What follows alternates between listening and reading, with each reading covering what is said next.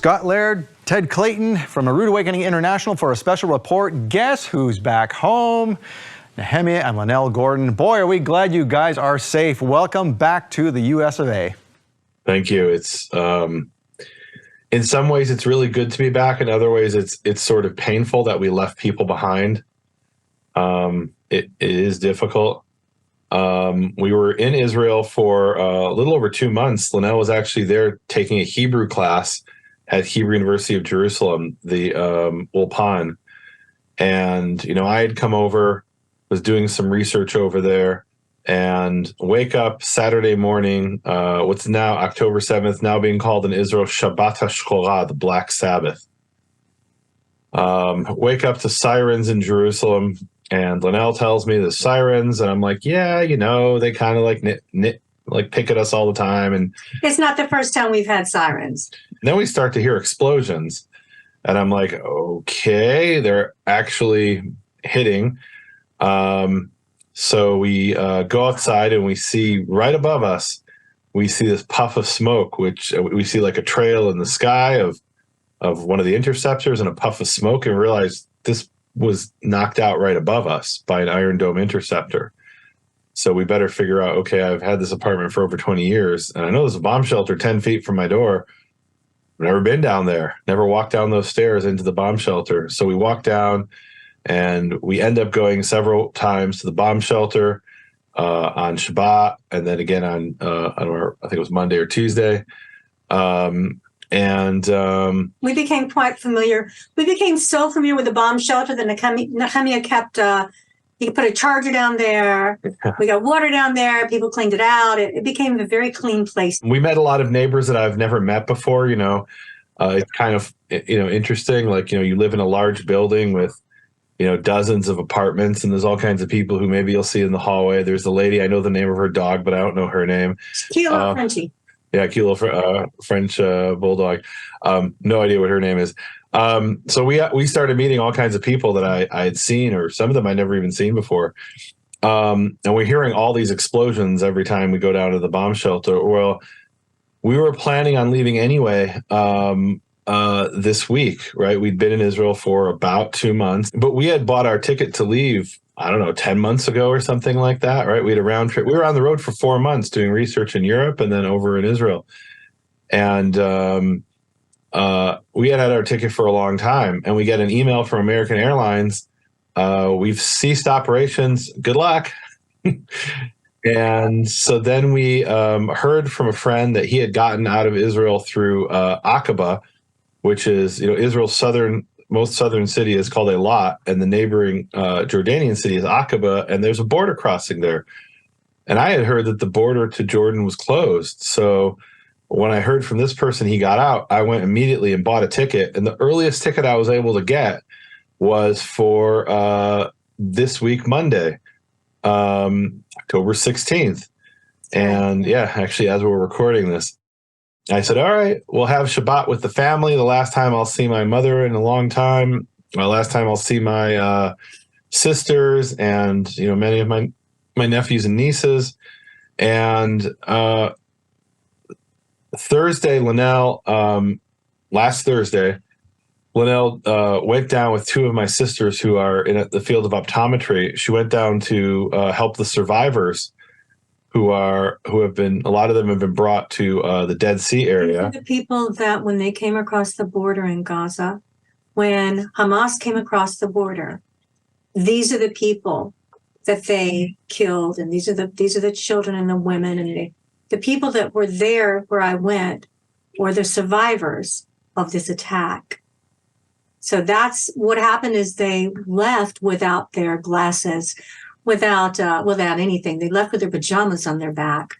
And many of these people needed those types of, they didn't have their glasses. They couldn't see. And so like basic things you take for granted that you just have when there's a sudden attack and you wake up and you run into a bomb shelter and you just barely survive.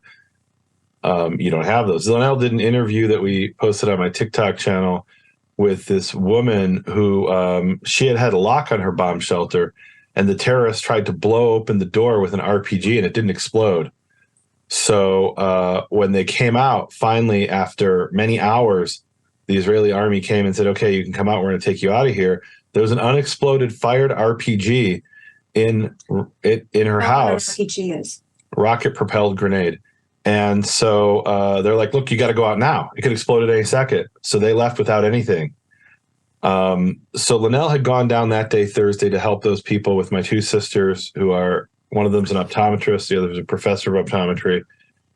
And she comes back, and shortly before she came back, or maybe around the time she came back, I get a phone call.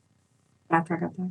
Yeah, so I get a phone call, and I talk to the person on the phone, and she says, if you're planning on leaving Israel, you need to leave tomorrow morning, or you may not get out for months. And she said, if you never believe anything I said or took anything I ever said seriously, take this seriously. And what that means in Israeli culture is she knows someone who knows someone who knows something, who has some intelligence information. And I said, why do I have to go now? I wanted to spend Shabbat with my mother and the rest of the family. And she said, I can't tell you, I wasn't even supposed to tell you this, and I can't tell you anything more. So I get off the phone and I say to Linnell, we have to go. I said to Nehemiah, I know we have to pack. I get it, sweetheart. He's like, no, we have to leave now. And Nehemiah is not easy to rattle. Like, we went on a road that had, and we were driving, and he noticed that the road underneath had been washed away, and we were driving on asphalt on a cliff, and there was nothing under the asphalt. And so he was a little nervous there, and he's like, we have to turn around. This is dangerous. But I mean, Nehemiah is very nonchalant. He's very even-tempered. He's very, he doesn't get excited and he doesn't get upset. He gets excited about God, but he doesn't get upset easily. And so we threw all of our stuff together. And I'll tell you, I don't think I've ever been so afraid in my life as when I heard what this person on the phone was saying. So we get our stuff together. We start driving. So the first thing I think is I will get a flight out of Tel Aviv. We will go camp out in the airport. I will find a place for us on an airline somewhere. We will find a way out. I remember American Airlines had canceled our flight. We had bought a flight out of Aqaba for Monday, and we were going to drive down there Sunday, cross the border, spend the night in Aqaba, and then fly out.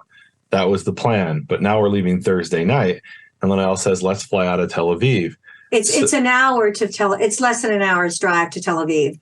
It's a 5-hour drive in the middle of the night, past the Arab areas, past the areas that have people that really don't love us. Well, and it's not just that they're Arab. They're ruled by the Palestinian Authority, which is a terrorist organization. Right. Now, tell me a little bit about, now I understand that you guys are going to the airport, but now you had a real interesting story about El Al once you get toward there. So we had before we bought the ticket out of Jordan for Monday, we had been on the phone for hours waiting for El Al to try to talk to somebody to get a flight out of Tel Aviv, out of Ben Gurion Airport. Nobody ever answered. So we're now driving from Jerusalem to Ben Gurion Airport, and Linnell's on the phone, and it's just the music. Nobody's answering. And I say, well, why don't you call them in New York? So she calls the number in New York. Now, I want to be clear because Nehemiah doesn't know this yet. The number in New York, Nehemiah, when I went back to look at that number, the number in New York that I got on Google, where I clicked on it, it wasn't El Al. Oh. It was a travel agent. Okay. And so I just want to be real clear. It wasn't El Al that did this. It was a travel agent. Tell them what he did. So they said, and we're like, it's an hour drive to the airport approximately. And the whole time they're looking, okay, what about this? What about that? I want to go anywhere. I don't care. Yeah. And they're like, okay, you want to go, we can get you to Ethiopia. I mean, like, really. And finally they say, okay, we have a flight tomorrow morning. What was it? Washington. And it goes through 2 other places, through Switzerland or someplace like that. Right. And it was $26,000 and 2 seats, and one of them was standby. and at like 10 or 11 a.m. the next morning. And I said, okay, Linnell said, I said, it doesn't matter how much it cost. Even I don't care, but they're not confirmed seats. There's no way. So you could wait there for 12 hours and you don't have a flight. Yeah. Or even worse, Don't care. or even worse, one of you would have a flight and the other one wouldn't. No, we wouldn't do that. That would not happen. But I mean, theoretically, that's what they said to you, though, is one would be standby and one would be able to go. Exactly. We're Right. like, that's not happening. Yeah. So we decided we were going to go to Eilat, and I had been told by the person who called me earlier, when you go to Eilat, there's two ways to go. You can go through Beersheba on Road 6, or you can go through the Arava Valley in the Dead Sea. This is the people that go ahead. Yeah, go ahead. So she said, do not go through Beersheba because there could be terrorists on the road and there could be rockets that would hit you. Go via the Dead Sea and the Arava Valley. So that means we're now driving back to Jerusalem another hour and then taking a right and going down to Eilat. So we get to Eilat around, I want to say 3 a.m. And so we have a rental car. And I had called the rental car place the day before and said, look, I've got to fly out of Aqaba because of the war. Can I return the car in Eilat? Normally you can't do that. If you rent the car from the airport in Ben Gurion in Tel Aviv, you got to return it in Ben Gurion, Tel Aviv. Yeah. They said, okay, under the circumstances, we won't charge you anything. You can leave it there. But you can only leave it there when it's open. And it's not open all day. It closes, I don't know. 11 a.m. Well, on Friday, yeah, it closes at 11 a.m. So it was only open from 8 a.m. to 11 a.m. on Friday when we're driving Thursday night in the middle of the night. And we have to wait for 8 a.m. for the rental car place to be open. So we go check out the rental place. There's no way we can leave the car. We go to the border. We check that out. We end up spending most of the night in the parking lot of the border crossing. And look, we've been traveling for 4 months. So I know Linnell gave away most of her stuff, but he has equipment. yeah, I've got all kinds of, recording equipment and, I have a microscope to look at manuscripts, all kinds of Research. like electronic research equipment and podcasting equipment. And so I've got a lot of stuff.